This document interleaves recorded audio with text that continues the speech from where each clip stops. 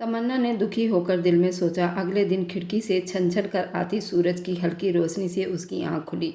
जब उसने धुंधली आँखों से सामने देखा जहाँ वह सोफे पर बैठे-बैठे सो रहा था, तमन्ना हैरान होती जल्दी से सीधा होकर बैठी। वह रात में ही आ चुका था। उसे मज़े से बेड पर सोता देखकर वह खुद भी बहुत थका हुआ था। उसकी वजह से ना चाहते हुए भी सोफे पर ही लेट गया।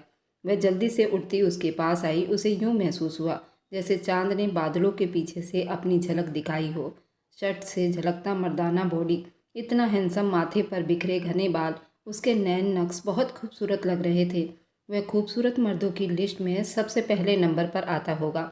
उसका दिल किया कि वह हाथ बढ़ाकर उसे छू ले, लेकिन छूने के लिए चाहत की नहीं, परमिशन की ज़रूरत होती है, जो उसे बिल्कुल नहीं थी। उस हट्टे कट्टे नौजवान आदमी को बुरी तरह सोफे पर सोता देखा उसे बहुत बुरा लगा। शायद वह अभी अभी एक्सरसाइज करके आया था। जूते पर लगी हल्की मिट्टी इस बात की गवाही दे रही थी, क्या हो जाता अगर इतने बड़े बेड पर एक तरफ होकर सो जाता, तो मैं कौन सा कुछ कर देती। गुस्से से कहती वह उसे जगाने लगी ताकि वह ठीक से बेड पर सो सके। सज्जाद उठिए। उसका हाथ अभी उसके कंधे से हल्का सा टच हुआ था जब सज्जाद गहरी नींद से जागा था। अनजाने में उसकी कलाई दबोचते उसे अपनी तरफ खींच गया। अगले ही पल वह उसकी मजबूत बॉडी में थी। क्या चाहती हो, क्यों खुद को आग में झोंकने पर तुली हुई हो। उसका हल्क सूखने लगा था। वह फटी फटी आंखों से तमन्ना के नैन नक्श को देखने लगा। उसके इतने पास था कि उसकी नाक तमन्ना की नाक से टच हो रही थी। ओहो, मैं तो आपको जगाने आई थी, वह हकलाई थी। तुम कांप क्यों रही हो? क्या मुझसे डर लगता है? नहीं, मुझे डर नहीं लगता। उसके जवाब पर सज्जाद की मुस्कुराहट गहरी हुई। अच्छा, तो फिर जाइए, मेरे लिए यहीं कमरे में नाश्ता लेकर आओ। उसकी हालत पर तरस खाता बोला।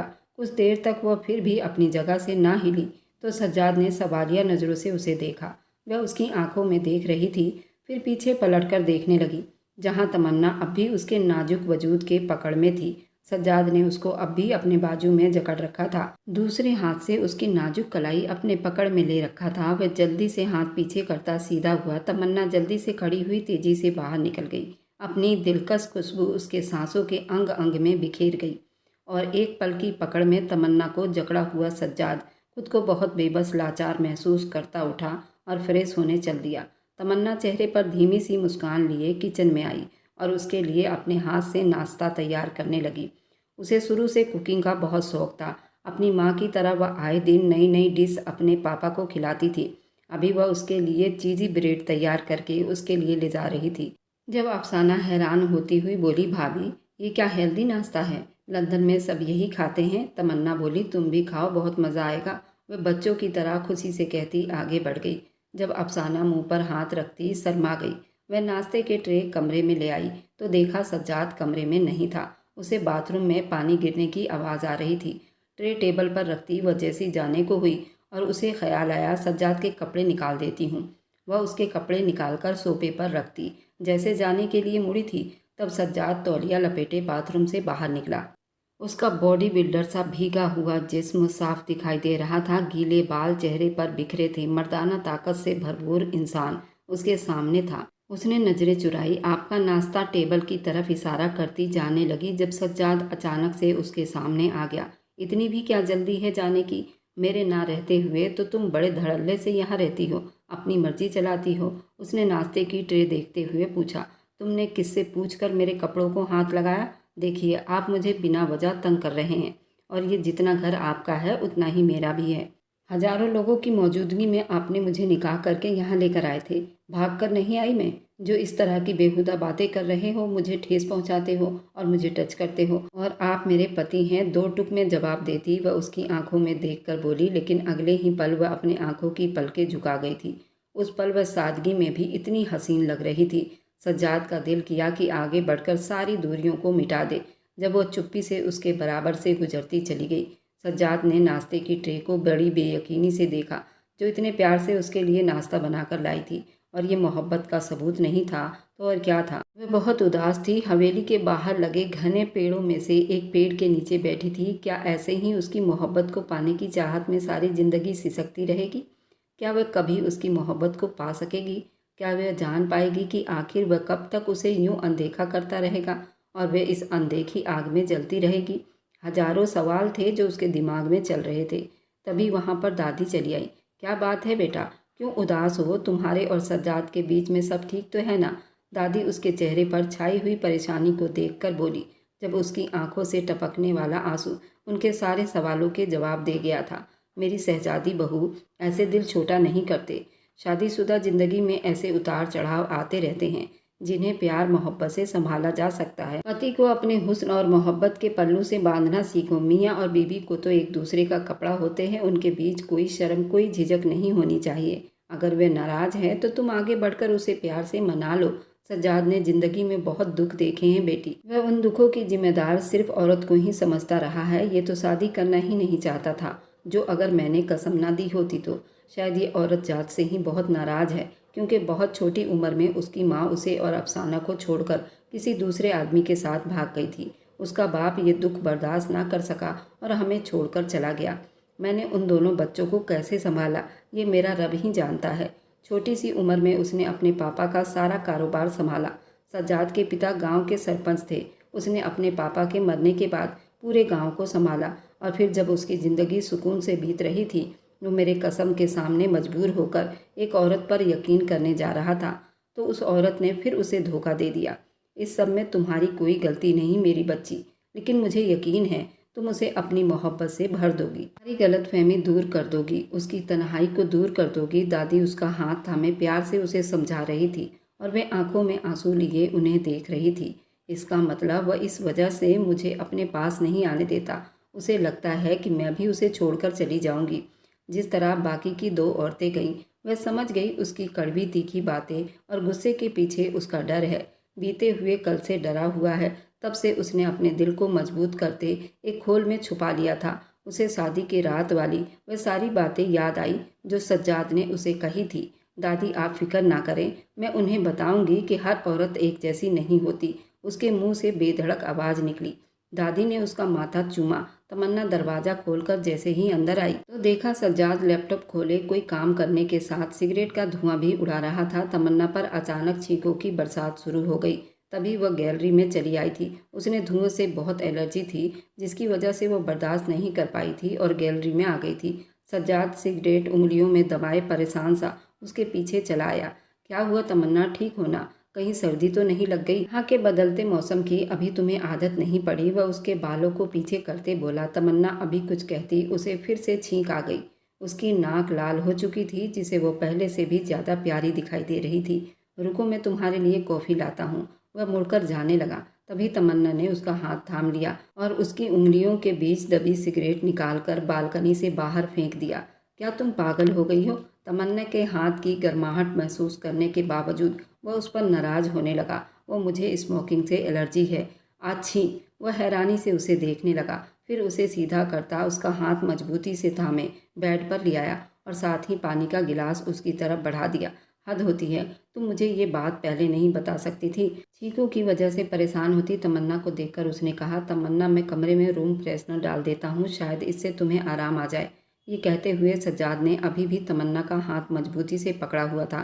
तमन्ना ने अपना हाथ छुड़वाने की कोशिश की। आपने इससे पहले कब अपना ध्यान मुझ पर दी कि मैं आपसे ये बातें करती? पानी का गिलास होठों से लगाती वो मासूम अंदाज में शिकायत कर बैठी थी। सज्जाद के लबों पर मुस्कुराहट आ गया था। वह उठकर रूम फ्रेशनर स्प्रे किया ताकि स्मोकिंग की खुशबू चली जाए।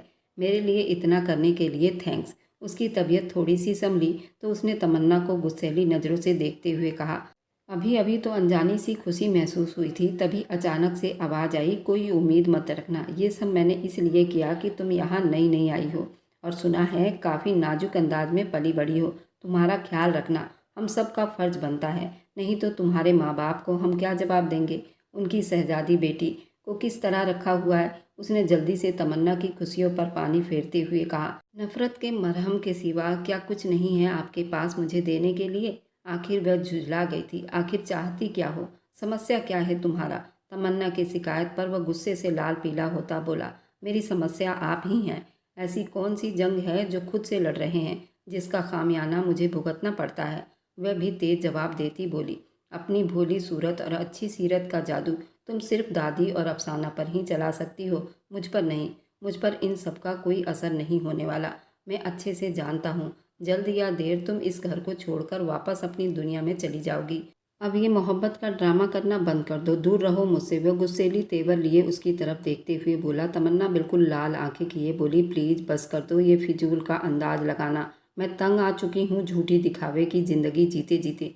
आपकी और आपकी गलतफहमी दूर होने का नाम ही नहीं ले रहा। सब चेहरे एक जैसे नहीं होते, इसी तरह इंसान में भी फ़र्क होता है। हर इंसान की बनावट और उसकी पसंद और अंदाज, हर चीज़ एक दूसरे से अलग होता है। और सज्जाद साहब, आप इस तरह दूसरी औरतों से मुझे मिलाना छोड़ दो। लोगों के जुर्म की सज़ा ज़्यादा तमन्ना नहीं काटेगी। तमन्ना गुस्सैली अंदाज में उसका कॉलर पकड़े फूट फूट कर रोती। अच्छा तो तुम सज़ा काट रही हो, यहाँ तंग आ चुकी हो। डोंट वेरी, मैं बहुत जल्द तुम्हें आज़ाद कर दूंगा, उससे पहले कि तुम खुद फरार हो जाओ। मैं खुद तुम्हारा बंदोबस्त कर देता हूँ, तुम्हें वापस तुम्हारी दुनिया में पहुँचा दूंगा। सज्जाद ने उसके दोनों बाजू को गुस्से से पकड़ते हुए कहा था और अगले ही पल जोर से उसको बेड पर धक्का देता वॉशरूम में चला गया। उसके इस अचानक हमले पर तमन्ना गुमसुम सी रह गई। उसकी आंखों से आंसू छलक पड़े थे जिन्हें वह दुख से साफ कर गई। उनकी शादी को अब 2 महीने होने वाले थे, लेकिन अभी भी वो एक दूसरे से अजनबी खड़े रहे। तमन्ना इन दूरियों को कम नहीं कर पा रही थी। वह जितनी कोशिश करती सज्जाद उतना ही उससे दूर चला जाता। उनके बीच बस नाम का पति पत्नी वाला रिश्ता था। वे अक्सर लंदन में जब अपनी माँ से बात करती तो माँ ये कहती कि सब छोड़कर वापस आ जाओ। उसका दिल सज्जाद की बेरुखी अब बर्दाश्त नहीं कर पा रही थी। वह यही सोचती थी सज्जाद को छोड़कर चली जाए, लेकिन फिर अपनी मोहब्बत से हार जाती, बेबसी से रो देती। वह उस संगदिल आदमी से मोहब्बत कर बैठी थी। वह हद से ज़्यादा प्यार करने लगी थी। सुबह अपने खिलाफ फिर से खड़ी हो गई। फिर से उसे सज्जाद की फिक्र सताने लगी। वह सुबह उठी क्योंकि सज्जाद को जल्दी नाश्ता करने की आदत थी। उसके खातिर वह खुद इस हद तक बदल गई थी कि अपनी पसंद, अपनी आदतें, सब कुछ बदल लेना चाहती थी। और उसको बदलने के चक्कर में वह खुद को भी भूल बैठी थी। वह जल्दी से उठी तो देखा सज्जाद अभी सो रहा था। वह कभी देर तक सोया नहीं करता था। तमन्ना को शक हुआ। आगे बढ़कर देखा तो उसे तेज बुखार हो रहा था। भागकर नीचे आई, दादी को बताया। जब कुछ देर में डॉक्टर आया, उसका चेकअप किया और दवाई देकर चला गया। बेटा, उसे रात से बुखार था। उसने तो नहीं बताया, लेकिन तुम ही कम से कम हमें बता देती, रात को ही दवाई ले आते। दादी की बातों पर शर्मिंदा हो गई। उन्हें क्या बताती कि उनका लाडला पोता उसे अपने पास भी भटकने नहीं देता। वह धीरे से कमरे में आई तो देखा बुखार की वजह से वो बेहोश था। बुखार की वजह से उसका रंग लाल हो रहा था। बिखरे बाल, गहरी आईब्रो, मुड़ी हुई पलकें। वह आदमी जो उसका नसीब था मर्दानगी का सबूत देता, काश वह उसे दिल से अपना लेता, उसकी मोहब्बत का दम भरता। उसकी आंखें तेजी से भीग गई जब वो चलती हुई आई और उसके पास बैठ गई। उस पर टूट कर प्यार आया। अपने दिल के हाथों मजबूर होती वह उसके पास हुई। अपने नरम प्यासे होंठ उसके जलते हुए चेहरे पर रख दिए। जब वो मासूम बच्चे की तरह कसमसाया, तमन्ना पीछे हट गई। तमन्ना, मुझे अकेला मत छोड़ो प्लीज़, मैं तुम्हारे बगैर नहीं जी सकूंगा, तुम मेरे पास रहो, मुझे छोड़ना मत। वह बेहोशी में बड़बड़ा रहा था। तमन्ना घबरा गई। एक बार उसके होठों ने तमन्ना का नाम बुलाया था। मैं यही हूँ आपके पास, आपको कभी अकेला नहीं छोड़ूंगी, कभी नहीं। वह झुककर धीरे से बोली, जिस पर सज्जाद तसल्ली में हो गया। कुछ देर उसे देखने के बाद वह धीरे से अपना हाथ उसके सीने से हटाने लगी। तभी सज्जाद ने उसका हाथ फिर से पकड़ लिया। तमन्ना का दिल बुरी तरह से धड़कने लगा, लेकिन वह बेहोशी में था। 2 दिन के बाद जाकर उसकी तबीयत थोड़ी ठीक हुई। आज अफसाना के ससुराल वाले शादी की डेट फिक्स करने के लिए आने वाले थे और तमन्ना ने हर चीज़ की तैयारी अपनी निगरानी में की थी। सुबह से बिजी थी, कभी नौकरानी को किसी काम की हिदायत देती तो कभी किसी चीज़ की। उसे देखकर लगता ही नहीं था कि वह लंदन जैसे आज़ाद देश से आई है। सज्जाद की नज़रें सिर्फ उसको ही देख रही थी। अरे बेटा, ऐसे ही फिरती रहोगी, जाओ, जाकर तुम भी तैयार हो जाओ, और हाँ, अच्छे से तैयार होना। तुम इस घर की बहू हो और एक मुखिया की बीवी हो, दादी ने उसे खास हिदायत दी। जब तमन्ना की नज़रें सज्जाद से मिली, अफसाना ने कहा, बिल्कुल सही कह रही हैं दादी आप। जब से भैया और भाभी की शादी हुई है, हमने भाभी को एक बार भी दुल्हनों की तरह सस्ते संवरते नहीं देखा। माना कि आप खूबसूरत हैं, किसी बनाव सिंगार की आपको ज़रूरत नहीं, मगर फिर भी आपको बिल्कुल नई नवेली दुल्हनों की तरह सज धज कर तैयार होना ही पड़ेगा। अफसाना तमन्ना से विनती करते बोली, जिस पर तमन्ना उदासी से मुस्कुरा दी। अब ये क्या कहती कि वह हरजाई तो उसकी तरफ देखता भी नहीं था। आखिर तैयार होती भी तो किसके लिए? दुनिया जहाँ की खूबसूरती उसमें समाई थी, आखिर किस काम की थी उसकी ये खूबसूरती? मेहमानों की सारी देख रेख करके खुद नीचे गई। जब तमन्ना तैयार होने लगी, अफसाना के ससुराल वाले मेहमान भी आ चुके थे। लेकिन तमन्ना को कोई अता पता नहीं था। तभी सज्जाद गुस्से से भरा ऊपर आया, लेकिन सामने ही पहली नज़र उस पर डालता वो मदहोश रह गया था। वह आज इतनी खूबसूरत लग रही थी, उसे यकीन करना मुश्किल हो गया था वह इस कदर भी खूबसूरत हो सकती है। जिसमें उसका गोरा रंग दमक रहा था, लंबे खुले बाल, लाइट सा मेकअप, कानों के झुमके, हाथों के कंगन, चूड़ियाँ, पूरे कमरे में फैली उसकी गुलाबी खुशबू सज्जाद के होश हवास पर छाने लगी। उसका गुस्सा पल भर में छूमंतर हो गया था। तमन्ना की सज्जाद की तरफ पीठ थी, उसको पता नहीं था यहाँ पर सज्जाद भी हो सकता है। उसने अपने लंबे बाल एक तरफ पीछे किए। जब जिप बंद करने की कोशिश की वो परेशान हो गई थी। तभी उसके कदम बेकाबू होकर उसके तरफ बढ़ने लगे। वह चुप से उसकी तरफ आता, उसकी बैक जिप बंद करने लगा। तमन्ना घबराती जल्दी से मुड़ी, लेकिन वो पहले ही अपना काम कर चुका था। दोनों की नज़रें एक दूसरे से टकराई। कितने ही पल वह चुप रही। वह अपने हसीन आंखों से उस वक्त क्या कुछ नहीं देखा था। सज्जाद के लिए मलाल, अफसोस, शिकवा उसकी आंखों में पल भर में छूमंतर हो गया। जब वो साइड होती जाने लगी, तभी सज्जाद ने उसका हाथ थामकर उसे अपने सीने से दबोच लिया। अगले ही पल वह उसके सीने से जा लगी। वह हैरान होकर रह गई।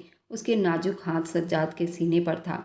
आज आप खूबसूरत लग रही हैं। इतना कहता वह धीरे से उससे दूर होता चला गया। आज उसने तमन्ना की पहली बार तारीफ की थी। उसे यकीन नहीं हो रहा था, क्या तमन्ना सच में सराहे जाने के काबिल है। लेकिन तमन्ना की जान तो जैसे पैरों से निकल गई। वह कितने पल यूं ही खड़ी उसकी तारीफ पर अपनी धड़कनों को अपने हथेली के नीचे महसूस करती रही। सब कुछ अच्छे से बीत गया। 3 महीने बाद शादी की तारीख रखी गई। अफसाना की शादी की डेट फरवरी की 24 तारीख में रख दी गई थी। पता नहीं क्यों उसे अपनी तबीयत में कुछ थकान महसूस हो रही थी। तभी मेहमानों के जाते ही कमरे में आ गई। उसने देखा कमरा अंधेरे में डूबा हुआ था। बस हल्की सी रोशनी साइड लैंप से आती हुई दिखाई दी, जिसमें सज्जाद का वजूद नजर आ रहा था। शायद वह सो चुका था। इससे पहले वह ड्रेस चेंज करने वॉशरूम में जाती, जब हल्की हल्की बूंदाबांदी होने के साथ तेज बारिश की सूरत में बदल गई थी और वह अपने दिल से मजबूर होकर बालकनी में चली आई। बारिश ने जैसे ही उसके सूखे बदन को भिगोया, एक अजीब सा एहसास उसकी आत्मा में उतर गया। सावन की महक, बारिश की फुहार, ऊपर से बरसाती रात। वह उस अंधेरे में इस बात से बेखबर होकर भीग रही थी कि कोई बहुत चुप्पी से उसके पीछे खड़ा था। वह अपने होठों पर मुस्कुराहट सजाए खड़ा था। वह काफ़ी देर भीगने के बाद जैसे जाने को मुड़ी तो उसे वहाँ खड़ा देखकर चौंक गई। लगता है तुम्हें बारिश बहुत पसंद है, वह उससे बात कर रहा था। तमन्ना बिना कोई जवाब दिए वहाँ उसके बराबर से गुजरी। तुमने मेरी बात का जवाब नहीं दिया। वह उसकी कलाई पकड़े बोला, मुझे आपसे कोई बात नहीं करनी, मेरा हाथ छोड़ो। किसी जोरा जोरी करती वह नाराजगी से बोली। सज्जाद ने उसका हाथ अपनी तरफ खींचा, जिससे वह झटके से उसके सीने में फिर से समा गई और उसके सीने से टकराकर उसके बालों की लट उसके भीगे चेहरे पर आ चुकी थी। उसने गहरी गहरी सांस लेना शुरू कर दिया। आखिर वह आदमी उससे चाहता क्या था? क्यों बार बार उसके पास आकर फिर दूर हो जाता? उसकी मोहब्बत और बेबसी का मजाक उड़ा रहा था। सज्जाद ने बहुत प्यार से उसके चेहरे से उन भीगी लटों को हटाया। उसके भीगे कपड़े उसके सूखे जिस्म को राहत और तसल्ली दे रहे थे। वह उसकी खूबसूरत आंखों में खो गया और फिर वो हुआ जिसका गुमान तमन्ना के सपनों में भी नहीं था। सज्जाद धीरे से झुकता, उसके होठों पर अपने होंठ रख दिया। शादी के 2 महीने के बाद आज वो मेहरबान हुआ था तो तमन्ना ने भी उसे नहीं रोका। वह तो कब से उसकी मोहब्बत और प्यार के लिए तड़प रही थी। तमन्ना प्यार से अपनी आंखें बंद करती, उसके लबों का दबाव महसूस करती, उसके सीने में समा गई थी। वो पूरी रात अपनी मोहब्बत को परवान चढ़ते देखती रही और प्यार का जाम पल पल पीती रही। वह हर दुख भुलाते जैसे दीवानी होने लगी, उसके होठों को आज़ादी देता। अब वह उसकी गर्दन पर झुका था। धीरे धीरे वह उस पर पूरा काबू पाया था और उसके सांसों की गर्माहट उसको पिघलाने लगी। वह उस पर अपनी पकड़ मजबूत कर गया था। वह उसे पीछे भी ना कर सकी। वह पल गुजरती रात उसके सुकून को पागलपन में बदल रही थी और वो मोम सी गुड़िया तकलीफ से बेहाल होती, खुद को उसके तरस पर छोड़ती, बेड शीट को मुट्ठियों में दबा गई थी। मोहब्बत का निशान उसके बदन पर छोड़ने लगा। वह रात दोनों को अपनी आगोश में भर लिया था। रात भर सज्जाद को मोहब्बत का एहसास दिलाना। वह समझ नहीं पा रही थी, क्या ये सच में मुझसे प्यार करने लगा है या कुछ वक्त का नशा है। लेकिन यह एहसास बहुत हसीन था। जिंदगी एक ही रात में खूबसूरत रंगों से भरी महसूस होने लगी थी। एक नज़र अपने पहलू में बिना शर्ट के सोए उस सज्जाद को देखा। मुस्कुराहट उसके होठों पर बिखर गई। तभी उसका फ़ोन बजा। ये कॉल लंदन से आ रही थी, जिस पर पता चला उसके पापा की अचानक तबीयत बहुत ख़राब हो गई, जिसकी वजह से उन्हें अस्पताल में एडमिट करवाया गया है। ये खबर सुना था कि उसका दिल उदास हो गया था और वह उस वक्त सिर्फ अपने पापा के पास जाना चाहती थी, बल्कि सज्जाद से उसकी उदासी देखी नहीं गई और उसने एक पल में उसे लंदन भेजने का फैसला करते उसकी फ़्लाइट टिकट करवा दी थी और वे लंदन आ गई। उसके जाने से सबसे ज़्यादा उदास सज्जाद था। कुछ दिनों के बाद कासिम साहब की तबीयत काफ़ी बेहतर हो गई थी। वे अब घर आ गए थे। तमन्ना भी सबसे मिलकर बहुत खुश हुई थी। हालांकि अब उसे भी सज्जाद की बहुत याद सता रही थी। वह जल्द से जल्द अपने घर हिंदुस्तान अपने सज्जाद के पास जाना चाहती थी। उसकी माँ ने बहुत कहा कि वापस ना जाए, लेकिन वह एक ना मानी। उसने साफ कह दिया था कि वह उससे मोहब्बत करती है और आज या कल वह वापस चली जाएगी, जिस पर सबीना भी थक हार कर चुप हो गई थी। अगले ही दिन उसने जाने की तैयारी पकड़ ली। जहाँ वह पलकर जवान हुई थी, वहाँ आज कुछ ही दिनों में उकताहट महसूस करने लगी थी। तमन्ना बाप के लाख रोकने पर भी वह ना रुकी और सीधा हिंदुस्तान चली आई। कासिम साहिब थोड़ा हैरान भी थे कि उनकी बेटी उस शादी को कबूल कर चुकी है। दूसरी तरफ सज्जाद की हालत भी कुछ अलग नहीं थी। उसकी बढ़ती बेचैनी, बेकरारी, उदासी अफसाना और दादी से छुपी नहीं रही। आते जाते हर वक्त उसे तमन्ना के नाम से चिढ़ाते, जिस पर वो मुस्कुरा देता। उसके बिना घर अब काट खाने को दौड़ रहा था। उसे इकरार करना ही पड़ा था। वक्त के साथ तमन्ना की मोहब्बत उसके दिल और दिमाग पर छा गया था। बस वही इस बात से नज़रें चुरा रहा था। लेकिन अब नहीं। अब उसके आने के बाद अपनी मोहब्बत का इजहार उससे करके ही रहेगा और एक पल को भी अब और ज़्यादा उसे खुद से दूर नहीं करेगा। बाथरूम में आते ही तमन्ना उसे शिद्दत से याद आने लगती थी। उसकी यादों से भागने के लिए वह हर वक्त घर से बाहर बिजी रहता। तमन्ना जब घर पहुंची, दादी और अफसाना अचानक उसे देखकर हैरान हुई और खुश भी हो गई। लेकिन जिसके लिए वह 7 समुंदर पार से भागी आई थी, वह इस वक्त यहाँ था ही नहीं, बल्कि शहर गया था। रात को उसकी वापसी थी। वह उदास होती कमरे में चली आई तो हैरान रह गई। उसका रूम वैसे का वैसा ही था। उसकी एक एक चीज़ अपनी जगह रखी थी। तमन्ना मुस्कुराई थी। मुझे किसी ने बहुत मिस किया है, खुद से कहती वह कपड़े लेकर फ्रेश होने चली गई।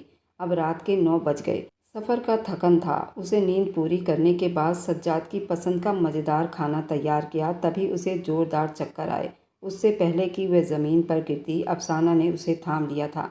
भाभी, क्या हो गया?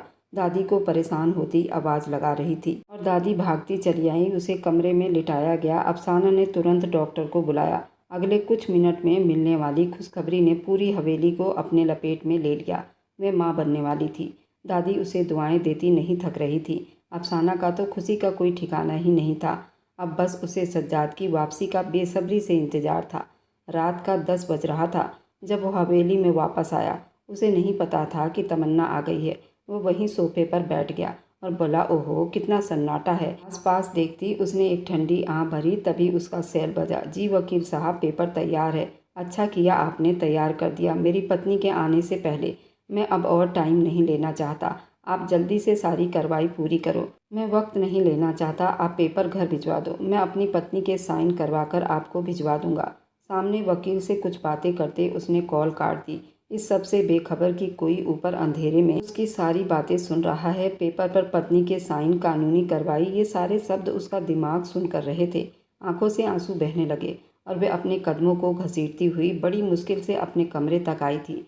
उसका सब्र जवाब दे गया था। वह कमरे के बीचों बीच घुटनों के बल जमीन पर बैठती चली गई। बच्चों की तरह दहाड़े मारकर रोने लगी। सज्जाद कमरे के पास जैसे ही पहुंचा, उसको किसी को जोर जोर से रोने की आवाज़ आने लगी। वह चौंक गया। उसके ख्याल में तमन्ना तो यहाँ थी ही नहीं। अफसाना और दादी तो अपने कमरे में सोई थी। फिर उसके कमरे में कौन था जो इतना रो रहा था? वह तेज़ कदमों से आगे बढ़ा तो अगले ही पल जोरदार झटका लगा। पूरा कमरा मोमबत्ती के रोशनी से टिमटिमा रहा था। पूरे कमरे को फूलों से सजाया गया था। पूरा कमरा महकता हुआ एक रोमांटिक सा असर दे रहा था। लेकिन सबसे बढ़कर हैरान कर देने वाला जो झटका था, वह उसका वजूद जो अपना कातिलाना हुस्न लिए रेड कलर की बारीक नाइटी में बैठी रो रही थी। उसका खूबसूरत जिस्म उसमें से झलक रही थी।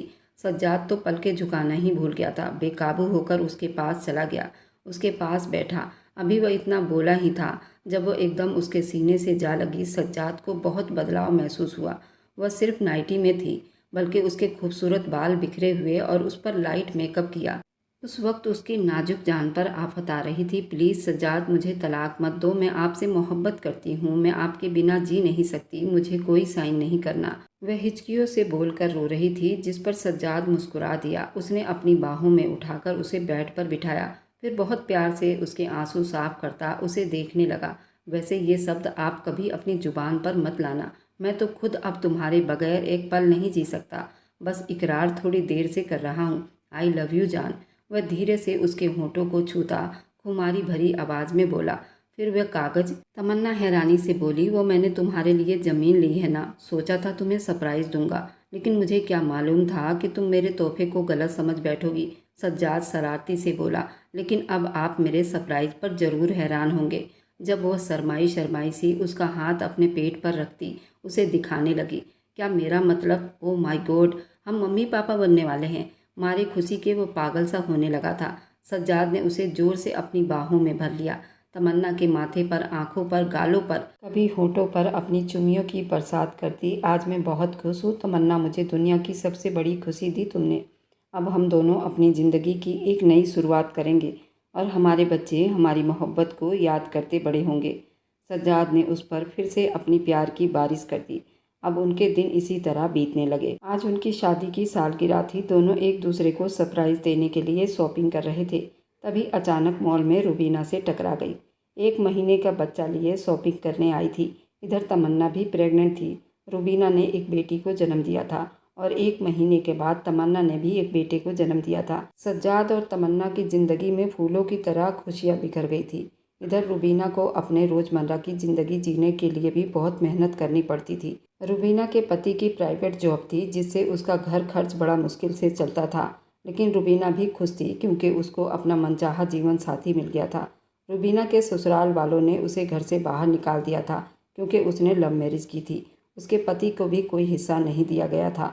वे दोनों किराए के मकान में अपने रोज़मर्रा की ज़िंदगी जीने के लिए बहुत मुश्किलें उठा रहे थे। और मेरी वीडियो आप लोग जहाँ कहीं से भी देखते हैं, कमेंट में अपने शहर और राज्य का नाम ज़रूर बताइए। मुझे आप लोगों के कमेंट पढ़ने में बहुत आनंद आता है और उन सभी का मैं बहुत बहुत धन्यवाद करना चाहती हूँ जो लोग मेरी वीडियो को देखते हैं और लाइक करते हैं और शेयर करते हैं। अगर आपको आज की कहानी पसंद आई है तो वीडियो को ज़रूर लाइक कीजिएगा और अपने दोस्तों के साथ शेयर भी कीजिएगा। और हाँ, अगर आपने अभी तक हमारे चैनल को सब्सक्राइब नहीं किया है तो ज़रूर सब्सक्राइब कर लें।